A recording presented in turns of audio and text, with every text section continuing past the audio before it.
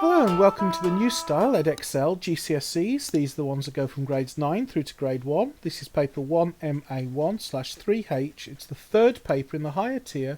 It is a calculator paper, so we are allowed to use calculators, and we're picking up in question 17. Louis and Robert are investigating the growth in the population of a type of bacteria. They have two flasks, A and B. At the start of day 1, there are 1,000 bacteria in flask A.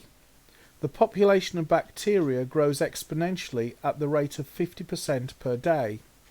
Part A says, show that the population of bacteria in flask A at the start of each day form a geometric progression. Okay, so in day 1, at the start of day 1, we've got 1,000 bacteria. At the start of day 2, we've got 1,000 bacteria plus 50% of 1,000. So that's 1,000. In fact, I'll just use the calculator. So that's 1,000 plus 50 over 100 times 1,000, which is equal to 1,500.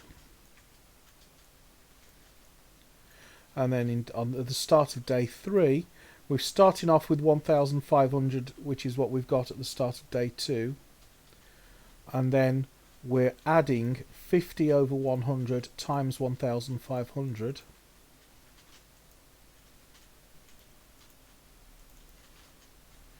Which is equal to 2,250. So what we're doing, we're basically doing 1,000 plus 1,000 times 50 over 100. If we factor out the 1,000, we've actually got is equal to 1,000 times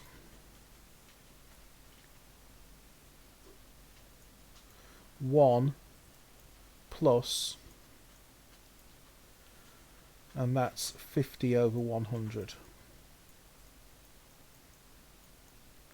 which is 0.5. So that's equal to 1,000 times 1.5. Now each day, all we're doing is multiplying it by another 1.5. So if that's day 2, then day 3 is 1,000 times 1.5 times another 1.5, and day 3 is 1,000 times 1.5 times 1.5 times 1.5. So that's 1.5 to the power n.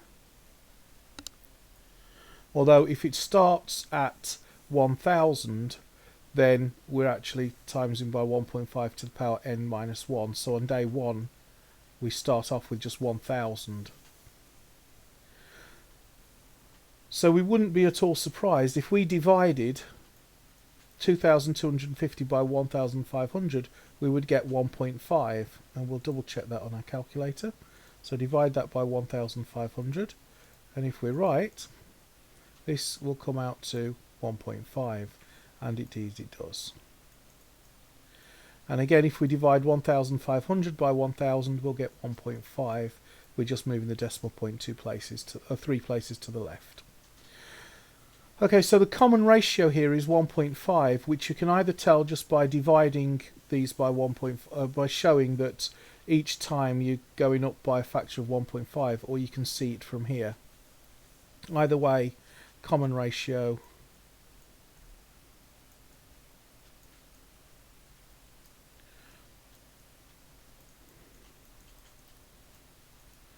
is equal to 1.5. That's a 1, not a 2. So this is a geometric progression. Okay, the population of bacteria in flask A at the start of the 10th day is K times the population of bacteria in flask A at the start of the 6th day. Find the value of K. Okay, so as we've shown here, at the start of the 10th day, the bacteria is 1,000 times 1.5 to the power 9, because it's n minus 1. And then we're dividing that by 1000. And I should say k is equal to 1000 times 1.5 to the power, and what was the day? A 6th day, so that would be a 5. Okay, so these 1000s cancel. So we've got 1.5 to the power 9 divided by 1.5 to the power 5. So that's just equal to 1.5 to the power 9 minus 5 by our law of indices. And that's equal to 1.5 to the power 4.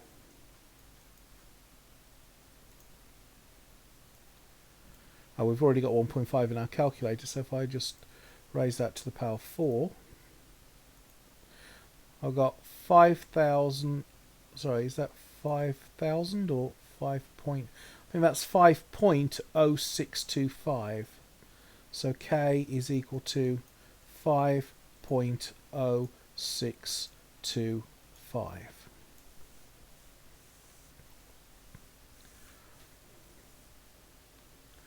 Okay, so at the start of day 1, there are 1,000 bacteria in flask B. The population of bacteria in flask B grows exponentially at the rate of 30% per day. Sketch a graph to compare the size of the population of bacteria in flask A and in flask B. Okay, they're only asking us to sketch it, and it's only worth 1 mark, so we're not looking for any major, we're not looking to paint the Sistine Chapel here, it's just to show the relative relationships. And we don't need to worry about any numbers or anything fancy. So if this is our y-axis, which is the population, if I say population,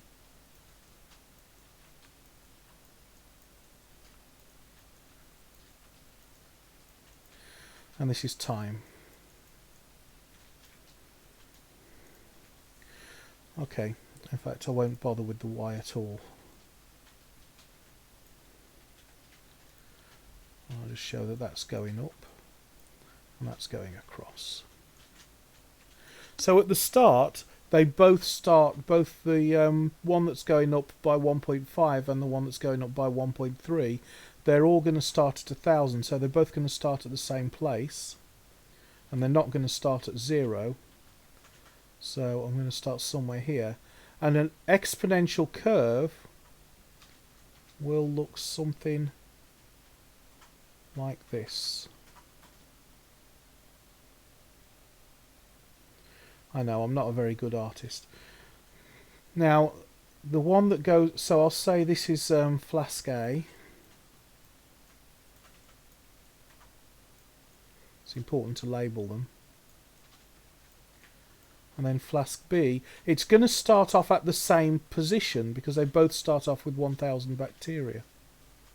However, this is still going to follow an exponential curve, but it's going to grow considerably more slowly because it's only going up by 30% per day instead of 50% per day. So this is flask B.